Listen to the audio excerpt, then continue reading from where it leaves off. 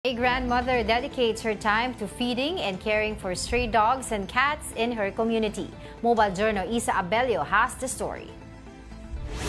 Kunti pagbibinggo, pag-aalaga ng mga apo ang madalas pinagkakaabalahan ng mga lolo't lola. Pero isang lola na nakilala ko, pinipilit ka-bonding ang mga aso't pusa araw-araw.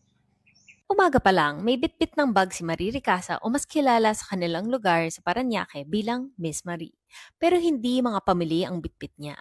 Pagkain ito ng aso't pusa na kanyang inirarasyon araw-araw sa mga pag-alagalang hayop sa kanilang village. At 7 taon na niya itong ginagawa.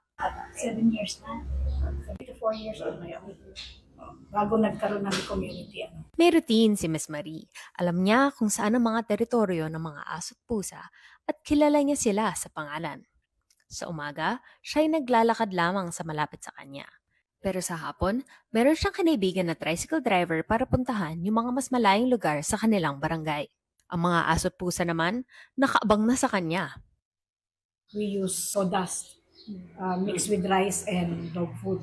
Every day yan ginagawa. Portion. Morning and afternoon. Sa umaga, dito lang sa neighborhood. Tapos sa hapon, yun ako nagta-tricycle kasi malalayo. Kahit minsan nakakapagod, naniniwala siya na may karapatang alagaan ang mga ligaw na hayop o strays. Dahil sa kanyang advokasya, yung mga aso't pusa ay naging community pets na rin. Napakapon na, inaalagaan rin ng mga kapitbahay at yung iba, napa-adopt pa. With the help nung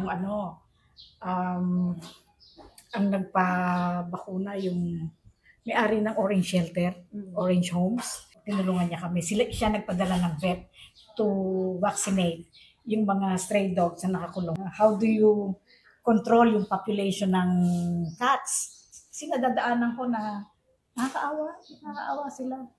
Kahit mainit, maulan, o malayo ang pinupuntahan, ginagawa ni Miss Marie ang kaya niya para mapakain at maparamdam sa mga aso't pusa ang pagmamahal. Sa walang kapalit na tulong ni Miss Marie, makikita natin ang tunay na malasakit. Mobile Journal, Isa Abelio, hatid, mukha ng balita.